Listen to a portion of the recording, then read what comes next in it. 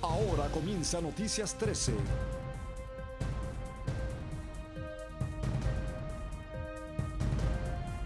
Desde Puerto Rico, su hora informativa por el canal de la familia.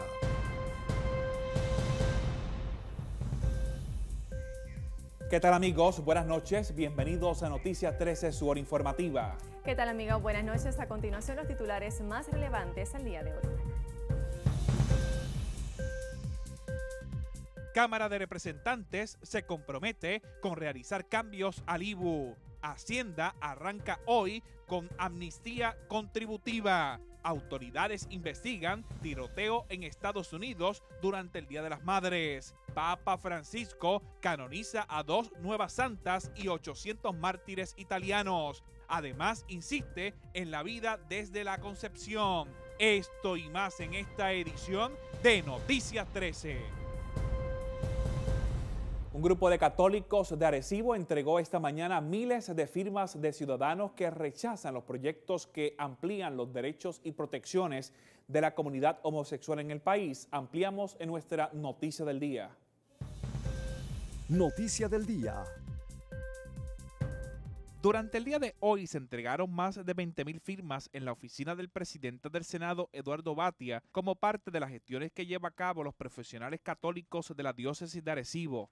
La intención es que se paralice el proyecto 238 del Senado y de la Cámara 488 que buscan ampliar los derechos y protecciones a la comunidad lésbica, gay, bisexual, transgénero y transexual. La clave de nuestra oposición, primero es porque no hace falta, porque ya como he dicho, existen herramientas legales para proteger cualquier sector en el país. Segundo, porque esa 238 no tiene un solo estudio donde avale de que actualmente existe un discrimen por orientación sexual. Es más, en la ponencia que hice yo e hicieron varios pastores, se demostró que todo lo contrario a lo que ellos dicen, con 2 estudios que se hicieron en los Estados Unidos y con un estudio que se llama Homofobia hecho en Puerto Rico, que dice primero que tienen posiciones altas, son personas mucho más educadas las que se declaran homosexuales y su situación económica es tan buena que ellos mismos dicen que no se sienten discriminados en el empleo. Por eso nuestra preocupación con esta ley, porque no responde a una necesidad real, sino es para adelantar una agenda ideológica.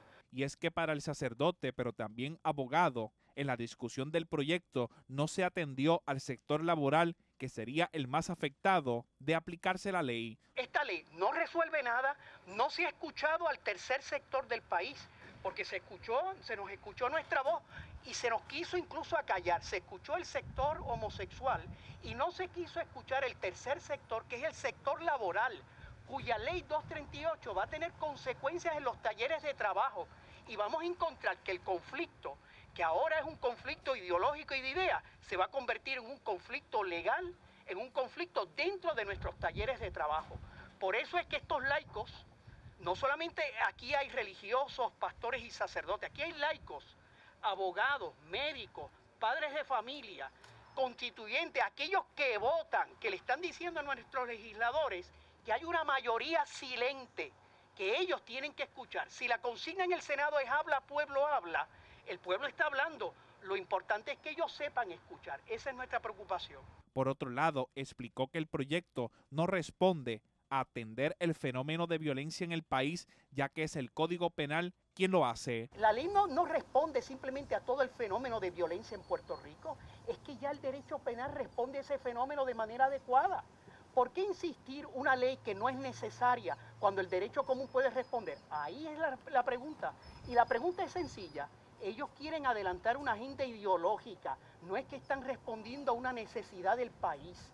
Y es lo que nosotros estamos diciendo, eso no es justo, porque así como ellos dicen que no se puede legislar moral, tampoco ellos tienen derecho a legislar ideología y a querer imponer sobre la mayoría silente de este país unas conductas que no son aceptables, porque la clave de todos los que estamos aquí es que la orientación sexual no debe ser fuente particular de derecho.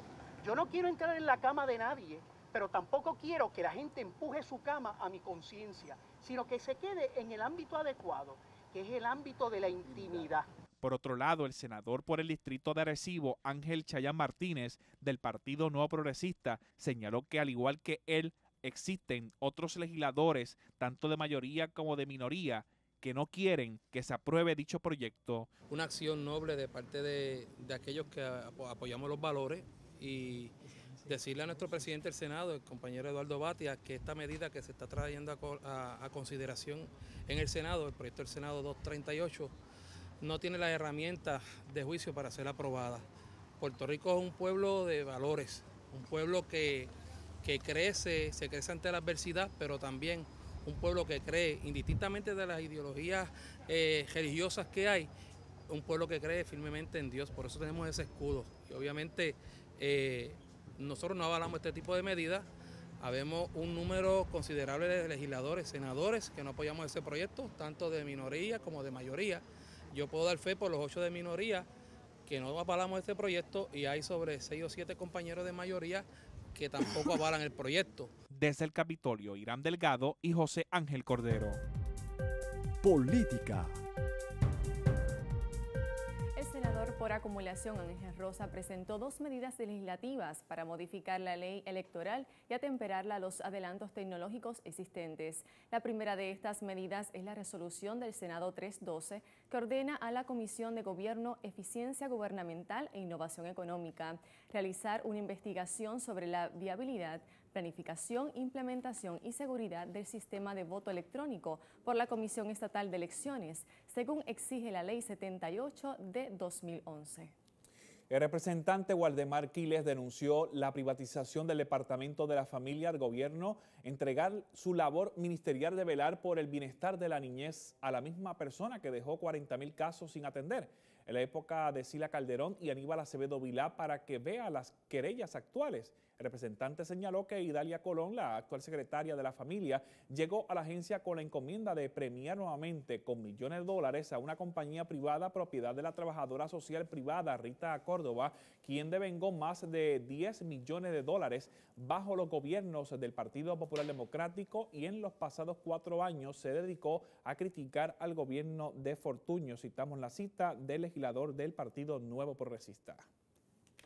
Ante el inminente cierre de decenas de cuarteles de la Policía Estatal debido a la actual crisis presupuestaria, el representante del Partido Nuevo Progresista, Ángel Garis Rodríguez Miranda, propuso hoy establecer un novedoso programa que busca allegar fondos privados mediante donaciones a ser utilizados, entre otras cosas, para la realización de mejoras de mantenimiento, expansiones y construcciones de nuevos cuarteles y otras instalaciones para beneficio de los agentes del orden público.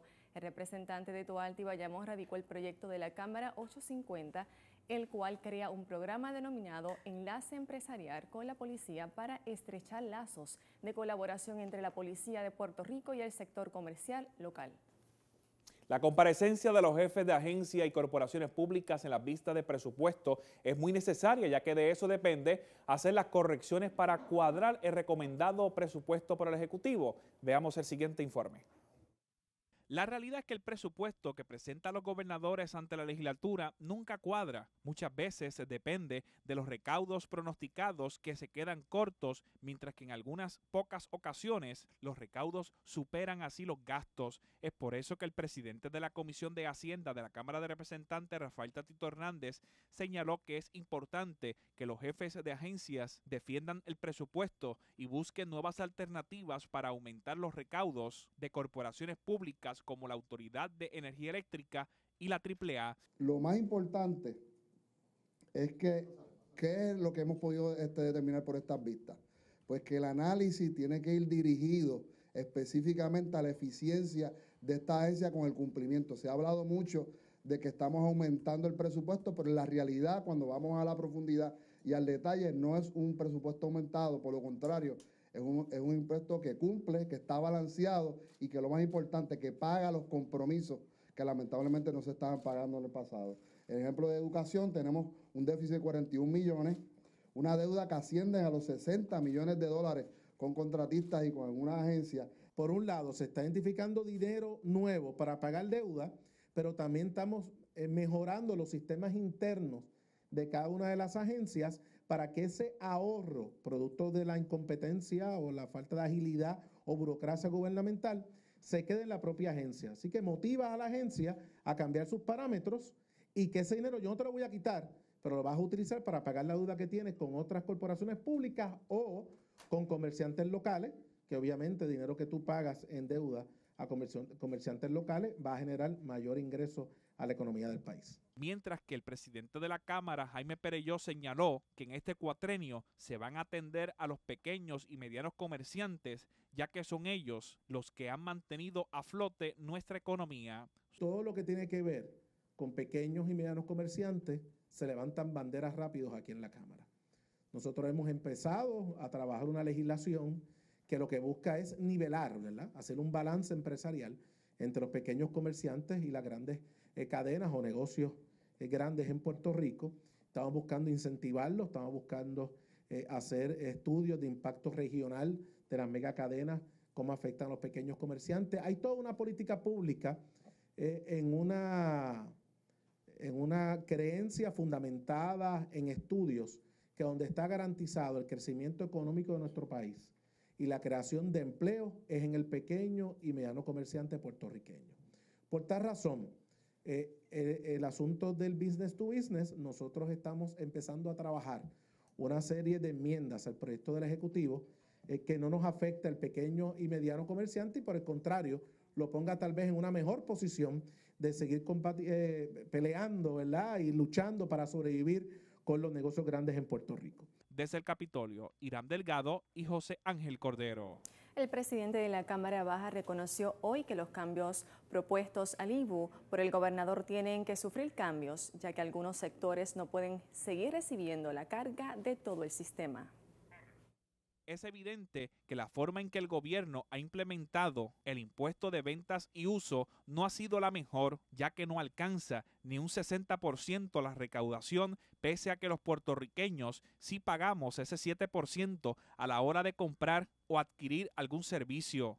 El presidente de la Cámara, Jaime Perelló, señaló que hace falta mejorar algunos puntos de los proyectos que se han radicado que buscan reformar el llamado IBU. Muchos pequeños comerciantes de unas ventas pequeñas han pedido que ellos sí están dispuestos a pagar el IBU cuando compran su materia prima o sus productos que van a vender en su negocio, pero ellos prefieren que esa sea su aportación y no tener que ser un agente retenedor.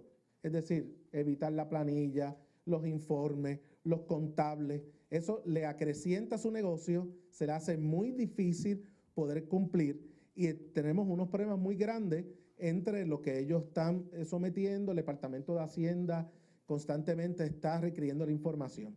Algunas de estas enmiendas van directamente a atender preocupaciones de diversos sectores. Entre otras enmiendas que son necesarios hacer es la eliminación de la propuesta implementación del IBU a la renta inmueble. De igual manera, eliminar el IBU de las rentas por bienes inmuebles. Actualmente se está contemplando que en el pago de la renta se pague IBU, lo cual es un costo totalmente directo a las operaciones del pequeño y mediano comerciante. Si yo estoy buscando alternativas para bajar ese costo operacional, que es el costo energético y el costo de otras utilidades, prácticamente le están consumiendo su ganancia, pues vamos a hacer enmiendas para que se pueda eliminar este pago del IBU por el pago de renta. Otras de las cosas que hay que realizar, pero de manera inmediata, es la implementación de cambios tecnológicos que ayuden a eliminar de una vez y por todas las planillas mensuales que los comerciantes tienen que realizar y que suele ser algo tedioso y complicado a la hora de erradicarlas. Los que sí tienen que retener y pagar el IBU, se está trabajando, ya existe la tecnología para que esa operación ocurra directamente de la cuenta bancaria. Obviamente vamos a llevar que todos estos comercios que ya son más grandes, que tienen la infraestructura, sí tengan una cuenta de banco donde puedan ellos depositar los ingresos producto de sus ventas y ocurre una transacción automática del negocio del Departamento de Hacienda. Eso garantiza los ingresos y eliminamos el proceso tedioso de las planillas. Desde el Capitolio, Irán Delgado y José Ángel Cordero.